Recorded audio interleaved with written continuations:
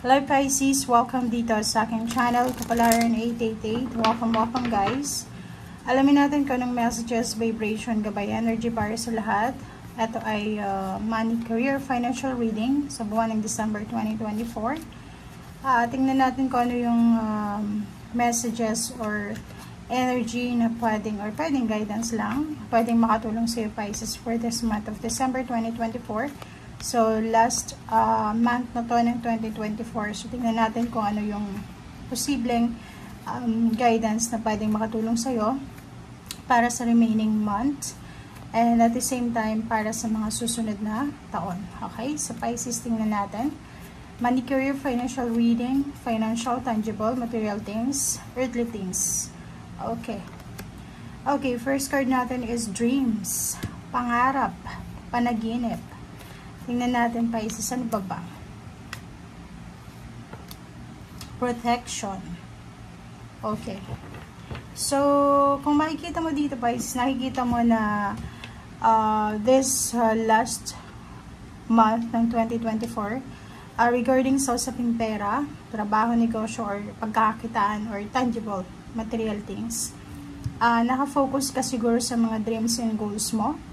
Or nakikita ko sa'yo dito na siguro isa sa mga pinapangarap mo or isa sa mga goals mo sa usaping pinansyal ay posibleng ma-manifest mo or ma-achieve mo this last month of 2024.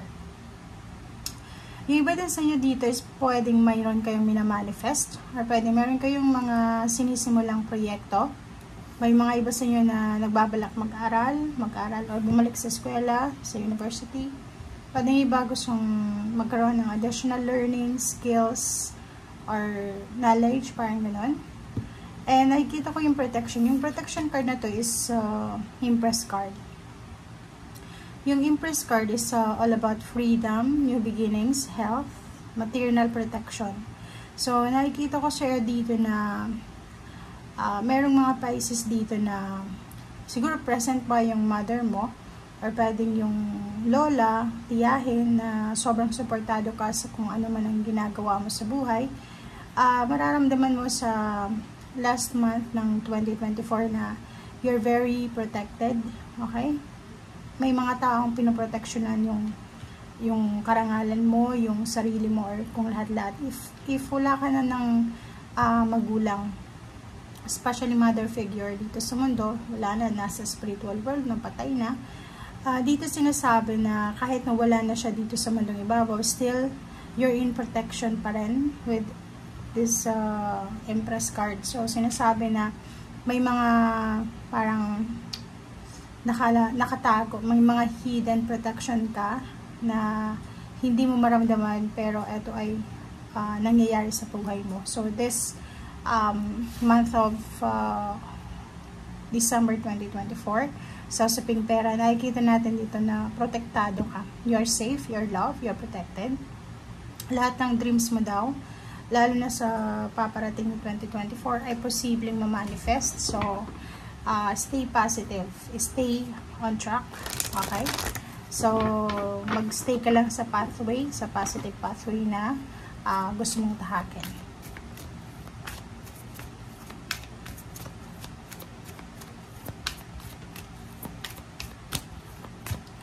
Okay. Harmony. Natin yung harmony is pwede siyang tungkol sa partnership with someone else na pareho yung mindset nyo, pareho yung mindset or yung plano nyo sa buhay. So, nakikita natin yung mga partnership, collaboration, teamwork, diba? Teammates, attachment na pwedeng makatulong sa'yo lalo na sa usaping pera. So, nakikita ko siya dito, isa sa posibleng attachment na positive is yung siguro makakapag-asawa ka ng mayaman kung single ka sa ngayon. Or pwedeng iba, if you're looking for someone na investor, posibleng makatagpo ka ng isang tao na willing na ibigay yung kanyang support sa iyo. Okay? So, kung ano man tong iniisip mo, pinaplano mong investment, new beginnings, kontrata, businesses, collaboration, sinasabi sa'yo dito na you're in harmony, you're in balance. So, pwedeng may darating sa yung financial And at the same time, syempre, ganun lang naman yun give and take. So, may darating, may aalis, may darating, may aalis. Okay? So, number 9 is 9 of Pentacles, fulfillment of wishes. So, dito sinasabi na yun, may posibleng mafulfill ka na isang financial wish bago matapos yung taon. So, pwedeng yung financial wish na to is a lump sum of money na matagal mo nang minamanifest or hinihintay. Pwedeng inheritance, pwedeng opening a business, relocation, mga material things, or pwedeng mga plano mo nung medyo wala ka pa dito sa mundong ibabaw, yung parang ganyan. So, nakikita ko sa'yo dito na achievements, fulfillments, contentment, yun yung nararamdaman natin dito sa energy nito. Na sobrang saya niya, sobrang prosperous, sobrang abundant. Okay.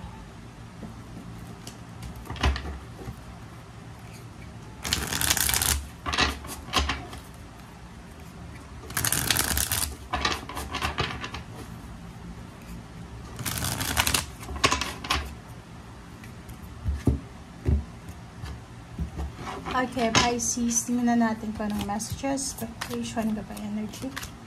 Okay, 5 of Wands, mag-iingat ka kasi since meron ditong harmony, collaboration, partnership. Nakikita ko rin sa'yo dito na posibleng sausaping pera, trabaho, negosyo. Lalo na kung may negosyo ka or pwedeng sa trabaho, makaka-encounter ka ng maraming competition. Diba? Yung parang kung negosyante ka or meron kang produkto or skills na mastered, posibleng gagayahin ka ng mga tao. Okay? So, nakikita ko na ihanda mo yung sarili mo dahil, yun, brace yourself kasi posibleng marami kang magiging kakompetensya, maraming gustong makuha kung ano yung meron ka sa ngayon. Lalo na sa usaping pera, business, or pagyaman. Okay, Prince of Wands. So, nakikita ko sa'yo dito na isang trabaho ang posibleng darating sa buhay mo or pwedeng may offer sa yung new job, new source ng income, answer sa mga financial needs mo, financial wants, or pwedeng mga financial scarcity. Isang fire sign, Leo, Aries, Sagittarius, ang posibleng papasok sa buhay mo para tulungan ka sa kung ano man tong proyekto na ginagawa mo if you're a business person.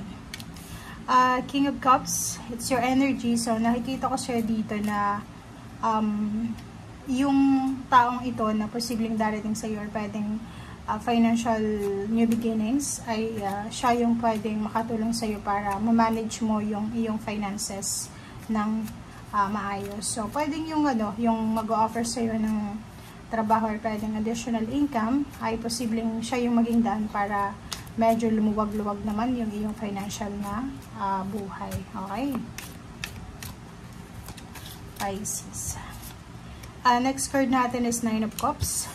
So, 9 of Cups, nakikita ko siya dito na siguro, pwedeng hindi ito masyadong direkta sa'yo, pero pwedeng tungkol sa kamag-anak mo, friends, relatives, intimate relationship, siblings, parang ganon. Nakikita natin na may matutupad na financial success, victory, collaboration, recognition, rewards, awards sa mga kapamilya mo, Pisces. So, nakikita ko, kasama ka din sa honor and then sa pride na posibleng maibigay na kung anumang success na to ng pamilya. Okay? Next card natin is King of Pentacles. Okay, dito ko ilagay. Okay, yung King of Pentacles natin is sinasabi na posibleng yung matagal mo nang hinihintay na lump sum of money or pwedeng yung bonus or payments, payouts, inheritance, bayad sa utang, makatapos yung mga anak mo, apo, yung parang obligations. So, nakikita natin dito na posibleng makahawak ka ng limpak-limpak na salapi bago matapos yung taon. So, sa ngayon, nakikita ko na habang nanonood ka, medyo may eagerness ka, yung parang nagmamadali ka, parang iniisip mo, kailan kaya ito darating? Sobrang pagod na ako sa paghihintay. Yung 5 of Cups, sinasabi na wala kang sasayangin na oras. Okay? So, it's double confirmation yung Empress. Nakikita ko siya dito na wala kang sasayangin na oras. So, simula ngayong December onwards, nakikita ko yung isang Pisces na sobra-sobra siyang eager na makapagsimula, makapag-open ng business, makapag-open ng kung anong ideas na pwedeng kikita siya. Okay, so Princess of Cups, nakikita ko sa'yo dito na kung ano man tong mga openings or financial portal na magbubukas para sa'yo, magdadala siya sa'yo ng renewal, magdadala siya sa'yo ng peace and harmony, lalo na doon sa mga sobrang gipit na gipit sa usaping pera. Ace of Swords, nakikita ko sa'yo dito na may posibleng balita ka na matatanggap galing sa isang tao na siguro financially unstable yung situation niya. Okay? So, pwedeng kamag-anak, kaibigan, kakilala. Siguro may business siya or pwedeng meron siyang trabaho dati and then unexpected, posibleng makatanggap ka ng balita na siya ay na-lay off, na-terminate, or natapos yung kontrata. Or posibleng meron kang kakilala na isang Cancer or Scorpio, Earth signs, Virgo, Capricorn, Taurus, or any zodiac signs na posibleng ito yung kinalalagyan nila. But nakikita ko sa'yo dito, hindi ka naman apektado sa balitang ito. Okay? Ang Knight of Cups na to and Queen of Pentacles, Strength card, and Six of Swords is parang wala naman tong connection doon sa balitang matatanggap mo. Ito ay kabaliktaran. So, ibig sabihin, posibleng makatanggap ka ng maraming good news din tungkol sa pera. Yung perang hinihintay mo, yung perang minamanifest mo ay posibleng mahawakan mo siya by the end of December. And financially, you will be super strong. You will be super financially stable and secured, stable.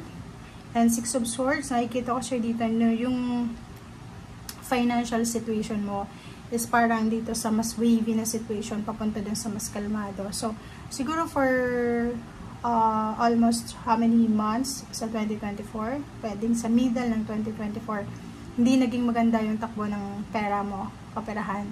But etong Six of Swords na to sinasabi na by the end of the month, na 2024 of December, makakalis ka na sa scarcity, makakalis ka na sa pagpoproblema sa mga financial nyo. May reclaiming of power dito, babalik yung mga nawala sa iyo lalo na sa pera, financial, or kung ano pa man. Okay? So, thank you guys for watching and see you again. Bye!